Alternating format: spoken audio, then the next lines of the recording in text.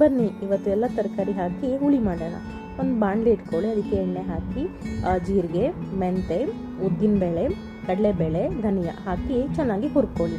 ಅದನ್ನು ಹುರಿದಾದ್ಮೇಲೆ ಅದಕ್ಕೆ ಗುಂಟೂರು ಮೆಣಸು ಮತ್ತು ಬ್ಯಾಡಗಿ ಮೆಣಸು ಎರಡೂ ಹಾಕ್ಕೊಳ್ಳಿ. ಒಂಚೂರು ಕರ್ಬೇವಿನ ಸೊಪ್ಪು ಹಾಕಿ ಹುರ್ಕೊಳ್ಳಿ.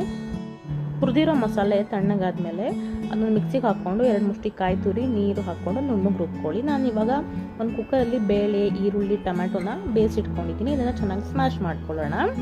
ನಾನಿಲ್ಲಿ 50 ತರಕಾರಿ ತೊಗೊಂಡಿದ್ದೀನಿ. ಅಂದರೆ ನುಗ್ಗೆಕಾಯಿ, ಆಲೂಗಡ್ಡೆ, ಸಾಂಬಾರು ಈರುಳ್ಳಿ, ಬದನೆಕಾಯಿ, ಸಿಗುಂಬಳಕಾಯಿ.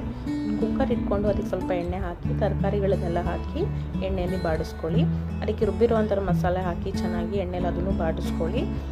ಈಗ ಅದಕ್ಕೆ ಮಸ್ತಿಟ್ಕೊಂಡಿರೋ ಬೇಳೆ ಮಿಶ್ರಣ ಹಾಕಿ ಒಂದು ಚೆನ್ನಾಗಿ ಮಿಕ್ಸ್ ಮಾಡಿ ಅದಕ್ಕೆ ಕಿವುಚಿಟ್ಕೊಂಡಿರೋ ಹುಣಸೆಹಣ್ಣು ರಸ ಹಾಕಿ 1 ಸ್ಪೂನ್ ಉಪ್ಪು ಹಾಗೆ ಸ್ವಲ್ಪ ಬೆಲ್ಲ ಹಾಕಿ ಚೆನ್ನಾಗಿ ಮಿಕ್ಸ್ ಮಾಡ್ಕೊಳ್ಳಿ. ಸಾಂಬಾರು ಒಂದು ಕುದಿ ಬರಲಿ. ಕುಕ್ಕರ್ ಮುಚ್ಚಳ ಮುಚ್ಚಿ 2 ವಿಷಲ್ ಕೊಡಿಸ್ಕೊಳ್ಳೋಣ.